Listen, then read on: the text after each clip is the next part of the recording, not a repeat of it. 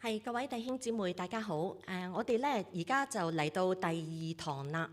咁我相信咧，大家都有機會咧記得第一堂嘅時候嘅題目。咁就係第一堂咧，大家你睇過第一個部分啦，就係咧從一鏡到底嘅拍攝手法，反思何謂生命嘅同行。咁今堂咧，我就會集中同大家睇一啲嘅象徵意義嘅動作。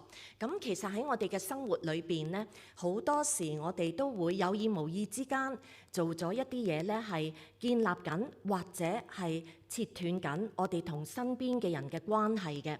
咁今日咧，我哋係嘗試從劇集裏面一啲有象徵意義嘅動作咧，嚟去睇關係嘅結連同埋斷絕。咁嗱，大家咧就將會今日咧有機會睇3個嘅象徵動作嘅。咁未睇之先呢，我就想大家咧先有一啲嘅時間咧，就進行一個嘅問題討論。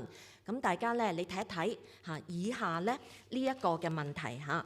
咁我想大家你想像一下嗱，無論你有冇兒子都好啦，冇嘅話你就想像一下，如果你睇見自己嘅兒子喺課外活動或者咧學業上面表現得好差嘅時候，你會點做呢？A 咧就係唔評論 ，B 咧就係問佢點解會係咁嘅呢？C 咧就係問佢對自己嘅睇法，然之後咧就分享你嘅意見。D 咧就係其他。咁而家咧我就想負責嘅弟兄姊妹啦，試下撳停咗咧你嗰個嘅錄影機，咁你咧就用3至5分鐘嘅時間就邀請咧睇緊嘅弟兄姊妹啦，係進行呢一個嘅問題討論嘅。咁大家咧就可以同你側邊幾位嘅弟兄姊妹朋友分享下呢個題目，大概3至5分鐘到啦。咁就之後咧就請主持嘅弟兄姊妹咧就可以訪問1、2位朋友啦，佢頭先分享過啲乜嘢嘢。咁整個過程咧可以唔超過5分鐘嘅。咁大家咧就而家以下呢段時間咧就請大家咧係進行呢個嘅討論啦。好，咁咧大家應該頭先咧有機會咧就分享過㗎咯喎嚇。咁我唔知大家咧你揀咗邊一個嘅選擇啊？咁如果你揀 A 嘅話咧，唔評論咧，咁唔知你嘅仔咧會有啲乜嘢嘅回應嚇？咁我一陣間咧會有機會咧同大家分享一個真實嘅個案嘅。咁如果大家咧係揀咗 B 嘅話咧，問佢點解會係咁咧？呢個係一個好普遍咧，好多家長咧都會問自己嘅仔女嘅一個問題嚟嘅。如果喺咁嘅場景底下，咁不過咧，我又好想同大家分享喎，好多嘅年青人咧係好怕面對呢個題目嘅，呢個問題嘅，佢哋咧覺得好有壓迫感啊。佢哋覺得咧係好似問責緊佢哋咁啊。咁所以咧唔知你有冇呢啲嘅經歷嚇？因着你問呢個問題咧，同仔女有少少嘅拗撬嚇。好啦，至於咧第3個嘅選擇，問佢對自己嘅睇法，然後分享你嘅意見，呢個嘅做法咧都幾能夠可以大家有一個好坦誠嘅分享嘅。咁唔知大家有冇試過？咁亦都可能咧頭先弟兄姊妹當中咧，亦都有其他一啲好好嘅提議。咁呢一個嘅問題咧，其實都係俾大家有少少初步嘅思考。咁咧喺課程進行緊嘅時候，我哋係會有更加深嘅討論嘅。好，咁跟住咧，我又想請大家咧有第2個嘅問題討論啦。大家先睇一睇呢個劇照先。咁可能我哋當中弟兄姊妹唔係個個睇過呢套劇集，正如我講咧，唔緊要嘅，仍然可以咧參與呢個課程嘅。假設你未睇過嗰套劇集，都可以分析一下你睇住呢個嘅劇照嘅時候，你覺得嗰位年青人 Jamie 從佢呢個動作同埋表情，你覺得佢內心咧有啲乜嘢嘅感受咧？係啦，大家你試下諗一諗下。咁第2個問題就係爸爸呢個嘅喺劇照裏面你睇到咧係另一面唔望佢嘅，又代表啲乜嘢嘢咧？咁同樣一樣，好似頭先咁，請大家咧先用大概3分鐘啦，同你隔離嘅弟兄姊妹朋友分享一下你嘅睇法。然之後咧，請主持嘅弟兄姊妹咧就訪問1、2位啦。佢頭先傾過啲乜嘢？成個過程係正如我頭先講，唔超過5分鐘嚇。咁大家可以開始啦。好，咁大家咧都分享過咯嚇，咁都有機會咧係去嘗試猜測一下佢嘅感受嚇。咁而家咧以下呢段時間咧，我就請負責嘅弟兄姊妹咧去播一條嘅片段。咁咧你就播 Netflix 嘅一條片段嚇。咁就係第1集剩翻落嚟嘅4分33秒至到2分55秒嗰個嘅片段。咁大家你可以睇一睇究竟咧係發生緊咩事嚇？Jamie 咧喺度做緊啲乜嘢嘢？咁而你試下代入去角色裡面嚇佢嗰個嘅情緒嚇。咁呢個片段發生之先咧，就係喺警局裏邊咧，爸爸已經有機會睇到咧嗰個嘅錄影片段啊 ，Jamie 犯案嘅過程。咁大家可以咧而家先睇一睇片先。好啦。咁大家咧頭先睇過片段啦，咁大家確實咧你睇嘅過程咧，我相信都好沉痛啊！我相信你更加了解，係更加感受到咧 Jamie 當時嗰個嘅心情啊！你睇到咧佢呢個動作好似佢見到爸爸好傷心，佢自己咧就更加嘅傷心。佢好想做一啲嘢，但係佢又無能為力，因為佢知道爸爸咁傷心嘅原因係嚟自佢，係佢令到爸爸咁傷心。嗰種好複雜嘅感受。咁而爸爸呢個動作代表住啲乜嘢咧？咁正如頭先我講，爸爸睇到嗰個錄影嘅過程，自己嘅仔犯案嘅過程，佢問個仔：你究竟做緊啲乜嘢啊？點解啊？咁跟住你睇到佢呢個動作咧，當然大家都好明白，佢一定係好傷心、好失望，而且咧仲有一個嘅情感嘅。如果我哋咧一路睇呢套劇集咧，喺第3集同埋第4集都有講過爸爸呢一個嘅動作嘅。咁喺當中，原來我哋發現爸爸呢個動作亦都代表住佢對Jamie 嗰個嘅心裏面嗰種嘅覺得好羞恥嘅感覺啊，即係佢覺得好丟架嘅感覺啊。咁頭先我亦都提到啦，喺第3集、第4集都有講過呢一個嘅片段類似咧爸爸唔睇佢、唔望佢呢個嘅片段、呢個動作嘅。唔單止喺第1集嗰個場景，我哋睇到爸爸呢一個動作，喺第3集咧亦都有嘅。咁第3集咧其實就係提到心理學家去到羈留所同 Jamie 有一啲嘅對話，佢希望喺當中咧去同 Jamie 有一個嘅心理評估。咁佢哋對話當中咧，其中有提過Jamie 話爸爸咧帶佢去踢足球。咁喺足球場上，當佢表現得好差嘅時候咧，爸爸同樣好似頭先第1集嗰個劇照咁，避開唔望佢。咁對 Jamie 嚟講，佢點樣解讀爸爸呢一個嘅動作咧？咁我哋咧係有機會咧，如果大家你會睇翻呢套劇集，你睇一睇呢一個嘅對話，我咧就將其中佢哋講過嘅説話咧就打咗出嚟。咁我哋試下分析一下佢講過啲乜嘢嚇。咁喺呢段對話裏邊咧，啡色嘅咧就係心理學家講嘅説話，咁而黑色嘅咧就係 Jamie 講嘅説話。咁我哋睇到咧心理學家問佢爸爸唔返工嘅時候中意做啲乜咧？咁 Jamie 就話啦佢中意咧所有嘅體育賽事嘅。咁佢又問佢啦你又中唔中意體育咧？我唔中意㗎，我唔得㗎體育。不過我好擅長咧係逃避體育堂。爸爸以前咧都有帶過去踢足球㗎。每逢星期6咧，佢都會同我去啦，為我打氣啦。但係當我踢得好差嘅時候咧，佢就將個頭轉開啦。咁跟住心理學家就問啦佢係咪扮睇唔到你啊？Jamie 就答啦，佢話可能啦，或者佢只係唔想俾我睇到佢難過啩？難過？跟住 Jamie 就解讀啦，或者覺得我或者佢覺得好丟架啦咁。嗱，我哋睇到咧 Jamie 點樣解讀爸爸呢個動作咧？佢係好深咁感受到，似乎爸爸覺得佢好丟架，爸爸覺得佢好羞家、好羞恥啊。咁嗱，第3集有提過呢一個嘅動作，而第4集咧都同樣咧有提過呢一個嘅動作嘅。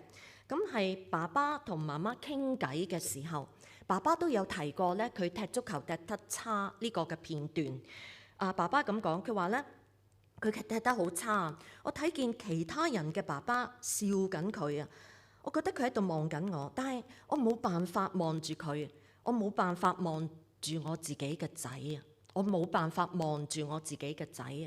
咁跟住咧，媽媽就答咗一句啦，佢話佢好崇拜你啊。嗱，嚟到呢一度，我就想大家咧又有一個問題討論嘅時間啦。嗱，大家試下諗一諗，點解媽媽喺呢一個位咁樣去回應Jamie 嘅爸爸咧？佢好崇拜你啊！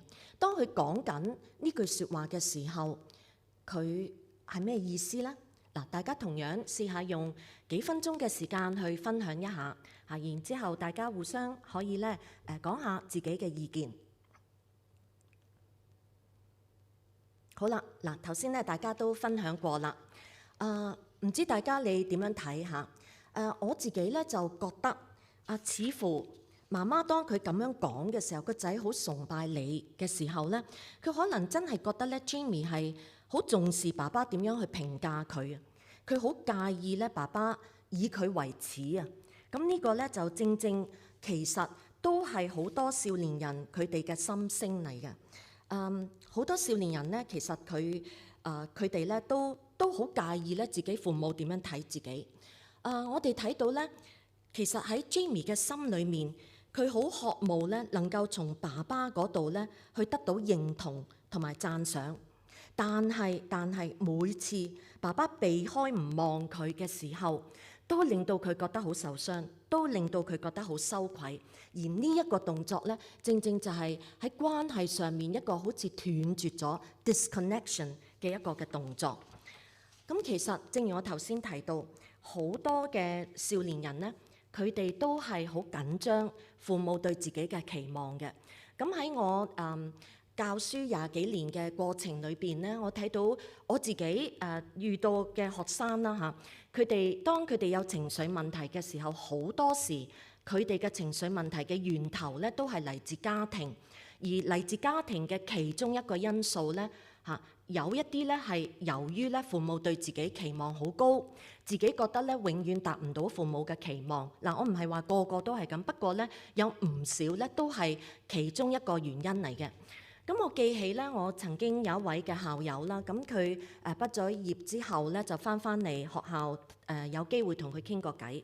咁佢都有分享嘅，佢分享到咧，佢小學嘅時候，直至到初中啦嚇，佢係去到初中啦，特別嚇中3嗰年，佢好憎佢父母。佢話佢父母對佢好高嘅期望，但係佢覺得當時佢覺得父母唔關心佢，淨係關心佢嘅學業。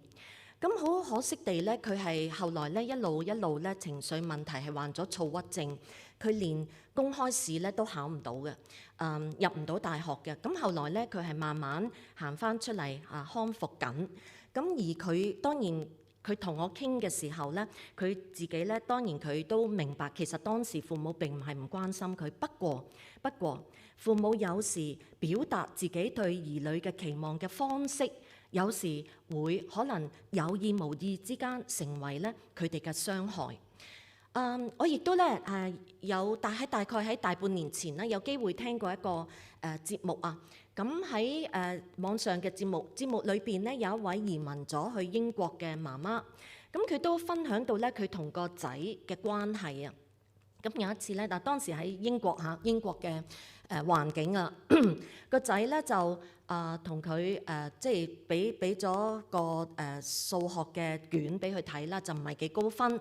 咁媽媽咧就睇完之後咧就覺得心裏面覺得唔係幾好啊考得不過咧媽媽覺得自己好克制嘅，就冇評論，冇俾任何嘅意見。咁佢覺得咧自己已經好尊重個仔啦，冇責備佢噶啦。咁頭先如果大家仲記得咧，第一條問題其中第一個選擇就係如果個仔表現差嘅時候，你第一個嘅選擇就係唔評論。咁唔知大家頭先有冇揀過呢個啦嚇？咁我就想講翻呢個嘅個案嚇。咁媽媽就選擇咗 A 嘅嚇，唔評論。咁原來咧唔評論咧都可能對個仔有一啲嘅影響嘅喎。咁幾個月之後咧，佢哋就因着第二啲事咧發生一啲嘅摩擦。咁個仔咧就攞翻呢個片段出嚟講啦。個仔話嗰日我俾你睇我數學卷啊，你個樣好不屑咯嚇，你冇任何嘅評論嚇，你好不屑咯，即係好似好藐視佢咁。咁原來咧對某啲小朋友嚟講咧，佢係比較上敏感於大人對佢嘅回應啊。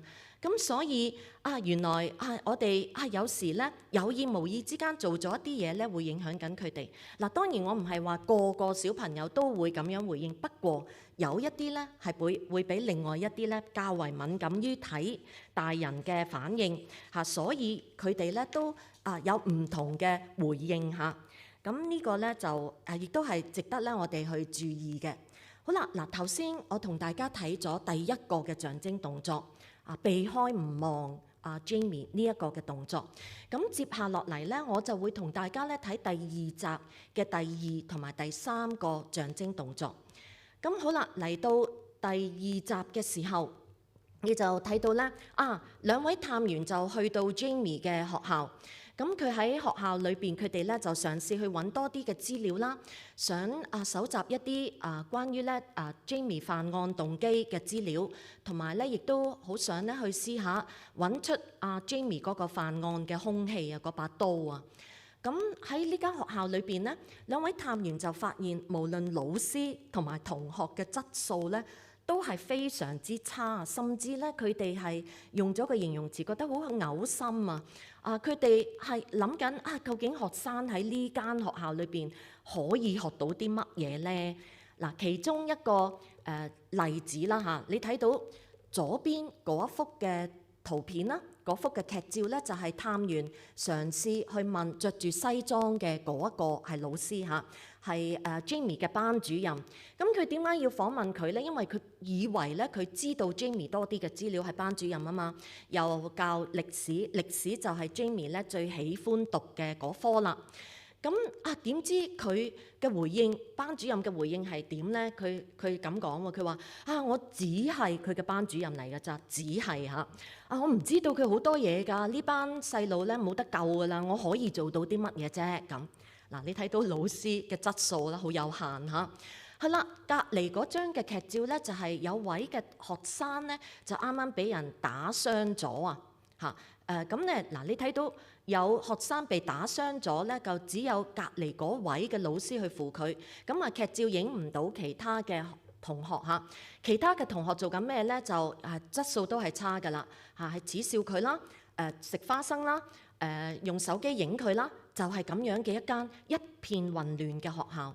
但係喺第二集裏邊，即使學校咁混亂都好啦，我哋睇到兩線嘅曙光，兩線嘅曙光都有一個共同點，就係我哋咧就睇到咧劇照，就係咧有兩個角色入到一間房裏邊，閂埋門之後嘅一對一對話，咁咧兩個片段咧都俾我哋睇到咧，其實都可以有曙光嘅喎。咁咧嗱，第一個劇照啦，第一個片段啦，一對一對話嘅片段。咁一陣間大家睇片之先咧，我想交代下個背景。嗱，嗰個嘅同學啦，就係叫做阿 Jade 嗰位女同學。咁佢就係被謀殺嘅女同學 Katie 嘅最好朋友。咁當然整件事發生令到佢非常之傷痛。咁佢其實已經知道咧 Jamie 被捕㗎啦。但係咧，佢又喺學校見到頭先被打傷嘅嗰位 Ryan， 咁 Ryan 係佢覺得咧係Jamie 嘅同黨，咁所以咧佢好嬲，咁 Ryan 咧就係俾佢咧打傷嘅嚇。咁佢將內心嗰種嘅憤怒、悲痛咧，就發泄咗喺 Ryan 身上，就打傷咗 Ryan，係佢打傷嘅。咁佢知道咧大事不妙啦嚇，咁啊佢打傷咗同學啊嘛，就開始擔心啦。咁所以咧老師就喺呢一個課室裏邊同佢有1對1嘅傾談。咁嗱一陣間咧就請弟兄姊妹啦，就播放咧呢一個嘅片段，第2集剩翻落嚟嘅28分38秒至到25分17秒。咁大家留意下。老師關唔關心佢咧？佢哋傾成點咧？咁大家可以咧而家睇一睇片啦。好啦，大家咧睇完片咯喎，咁我想同大家咧分析一下咧佢哋講過嘅説話嚇，門後嘅1對1對話嚇，關埋門之後嘅對話。嗱，你睇下老師咧講咗啲乜嘢嘢嚇？老師咧就同佢講啦，老師話咧你最近點啊？關係好唔好啊？你哋最近點啊？你哋咧其實係指阿 J 同佢媽媽關係好啲嘛？就係指阿 J 同佢媽媽關係好啲嘛？嗱，其實都好似幾關心佢咁喎，嗬。嗱，跟住佢又問佢啦，佢同佢講啦，我知道 Katie 父母會喜歡見你㗎，一種嘅鼓勵啦。我知道你難過，嗱，好似好了解佢嘅感受嘅，亦都表示佢了解佢嘅感受嘅。跟住佢又同佢講啦，同我講啊，嗱係鼓勵阿 J 咧開放佢嘅內心世界啊，同我講啊。跟住又話啦，有好多人支持你啊。嗱，整個嘅對話裏邊有呢啲嘅説話，你睇到咧佢係好鼓勵到阿 J 嘅。咁而阿 J 嘅回應咧都幾能夠咧開放佢內心嘅感受嘅。嗱。我哋試下從阿 J 所講嘅説話裏面，你睇下阿 J 嘅內心世界啊。阿 J 話 Katie 嘅父母唔會喜歡見到我㗎。嗱，你睇到佢好自卑啊。我會唔會有麻煩㗎？嗱，佢內心開始有恐懼啦，為到自己頭先打咗人呢個行動。跟住佢話只有 Katie 覺得我冇問題嘅咋。嗱，亦都係反映出佢好自卑啊。咁你睇到其實咧呢個只有 Katie 覺得我冇問題，其實咧好多少年人咧都有呢個嘅感覺嘅，覺得自己好有問題，又覺得人哋覺得自己好有問題嘅。跟住佢又話啦，我唔知點解我會咁做，我唔知點解我會打佢嘅，我唔知我仲可以點樣做啊！嗱，睇到佢嘅迷茫，跟住佢話我冇任何其他嘅朋友㗎啦，佢嘅孤單。嗱，其實我哋睇到咧。阿 J 咧其實係好能夠開放到自己內心世界，傾得幾好噶佢哋。不過咧，當老師一去到最後話佢想安排佢見輔導員幫下佢嘅時候，阿 J 就開始退縮啦。佢覺得你又標籤我係問題人物，於是佢就離開啦。咁但係咧，無論點，我哋睇到對話當中咧都有一啲嘅盼望。好啦，跟住咧我哋又睇下第2段1對1嘅對話。就係咧，探員同阿 Adam 嘅對話，佢哋其實係兩父子嚟嘅。咁探員去到學校去查案嘅時候，其實呢間學校亦都係佢嘅仔 Adam 就讀嘅學校。咁佢哋嘅關係究竟係點嘅咧？喺第1集裏邊咧，一開始咧就提到咧，佢哋傾緊電話。Adam 同爸爸講，佢話佢要告假，因為佢唔舒服。咁爸爸咧其實係覺得佢講大話嘅，即係覺得佢可能都係因為懶啊、任性啊而唔想返學。但係嚟到第2集嘅時候，我哋發現咧劇情講俾我哋知咧，其實 Adam 咧係喺學校係被欺凌嘅。我哋就更加明白點解佢唔想返學啦。咁而咧呢一個劇照咧就係俾我哋睇到係 Adam 要求要同爸爸咧喺一間房間裏邊、班房裏邊咧私底下同佢講一啲嘅嘢。佢因為知道爸爸嚟查案，佢好想同爸爸咧分享多少少資料，關於學校嘅資料，講多少少關於 Jamie 同埋 Katie 嘅事俾爸爸聽，亦都咧俾爸爸知道 Jamie 咧喺學校被欺凌，喺網上被欺凌。亦都咧想同爸爸講咧，佢哋年青人當中咧喺 IG 上面咧溝通嘅方式，一啲 emoji 嘅暗號，佢唔想爸爸好似盲頭烏蠅咁咧亂衝亂撞，撞唔到啲乜嘢結果。咁所以佢要求咧係同爸爸咧單對單講返一啲嘅資料俾爸爸聽。咁我哋咧一陣間咧，你有機會咧睇到以下呢一條片，咁咧就請弟兄姊妹咧就播放呢條片嘅時候，你一路睇嘅時候咧，你試下睇下佢哋傾成點啊？佢哋嘅溝通方式係點樣啊？佢哋嘅關係係點咧？咁大家咧你可以以下咧，你用幾分鐘嘅時間睇一睇呢條片。好啦，咁我哋咧頭先睇過呢條片咯喎，咁我唔知大家你覺得佢哋嘅關係係點嚇？咁我就想同大家咧分析少少幾句咧佢哋講過嘅説話嚇。咁唔知大家有冇留意咧？喺對話嘅開始嗰部分咧，Adam 成日會覺得咧嗰個對話唔會留得耐嘅，唔會咧即係可以延長得耐嘅嚇。佢總係覺得咧爸爸會冇心機聽佢講，或者咧冇耐性聽佢講嘅。譬如咧，佢曾經會同爸爸講，佢話你想去健身啊？你要去做嘢啊？佢覺得爸爸唔願聽佢講啊。咁但係爸爸咧就喺對話裡面多次嘅向佢保證鼓勵佢繼續講我喺度咁嗱。講下咧 ，Adam 又冇乜信心喎。佢話你唔信我啊？咁又想走啊。咁佢覺得爸爸唔願聽，咁爸爸又再鼓勵佢好有用啊！我先前唔知道㗎咁嗱。跟住咧講下有個位咧，爸爸就開始主動去關心佢啦。呢啲嘅事有冇影響你阿仔？嗱，阿仔嘅回應係點咧？好驚訝喎！佢話從來你冇咁樣叫過我㗎，你冇咁樣叫我阿仔㗎。嗱，呢個佢好驚訝嚇。跟住咧，你又睇到爸爸多次嘅有一啲嘅説話咧，係鼓勵住佢嘅都幾溫馨嘅。爸爸竟然咧會同佢講對唔住，爸爸會同佢講多謝佢，好感激佢你睇到慢慢咧嗰個對話變得咧係開始溫馨，而甚至呢段嘅對話雖然大概6分鐘到，原來就係竟然佢哋兩父子咧有史以嚟最長嘅一段對話。咁我哋亦都喺嗰個劇集臨尾聲嘅時候，你睇到呢一次嘅對話，令到佢哋父子之間嘅關係係開始有啲嘅轉機嘅。咁爸爸係喺學校門口咧，係等阿 Jamie 咧放學嘅，係溜佢一齊去食嘢，甚至咧喺車裏邊佢哋嘅交談咧係好溫馨嘅。咁我哋睇到原來其實青少年人無論佢表面嘅表現係點都好啦，原來佢內心咧係好渴想咧同側邊嘅人係有結連嘅。咁呢個正正咧係我最近咧睇過一本書，大概係疫情嘅時候咧，兩位 Fuller 神學院嘅同工咧寫嘅一本書。咁佢喺疫情期間，佢哋咧係訪問咗2000個美國嘅青少年人，深度嘅訪問。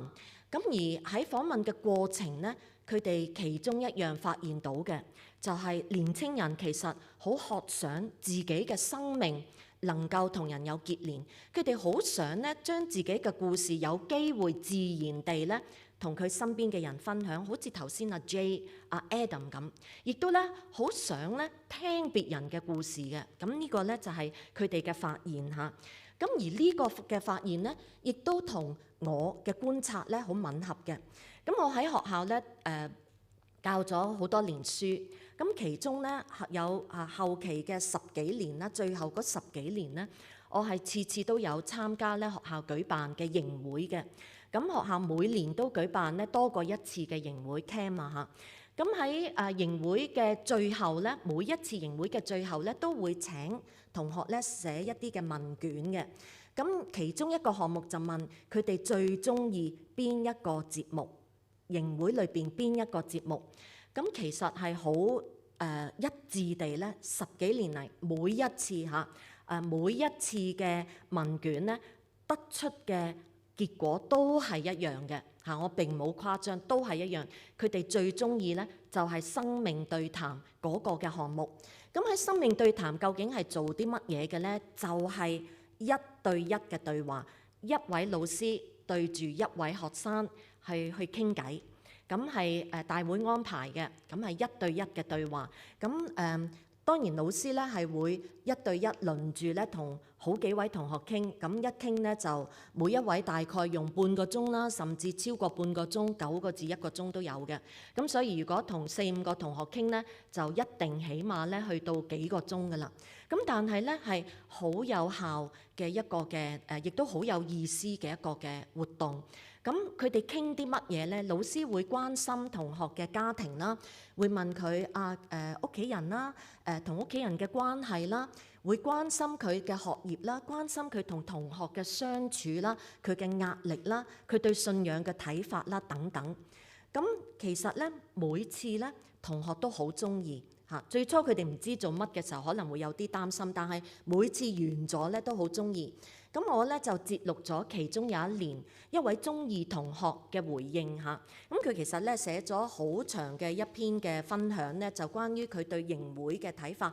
其中有一段咧我節錄咗出嚟，就係關於生命對談啦。佢話另外咧就係生命對談嘅時間啦，讓我咧能夠有機會單對單咁同老師傾偈，同佢分享一啲我從來冇講過俾人聽嘅心事啊！亦都咧讓佢有機會咧為到我嘅屬靈生命同我一齊嘅祈禱。嗱，留意最後嗰句，只係希望呢個環節可以有更充裕嘅時間。咁啊嗱，更充裕嘅其實咧，起碼都有半個鐘㗎咯。你睇到其實年青人唔係唔想開放佢哋自己，佢哋好想渴望有人同佢哋正正經經咁樣傾偈。奈何咧，可能我哋好少揸住呢啲嘅機會嚇。咁好啦，咁今堂咧，我同大家睇咗3個嘅象徵動作嚇。當中有見證住關係嘅斷絕或者結連嘅。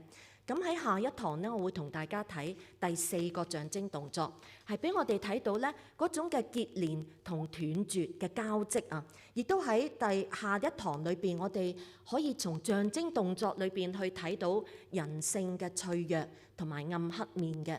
咁我希望咧下一堂咧就再同大家分享啦。咁我就分享到呢一度。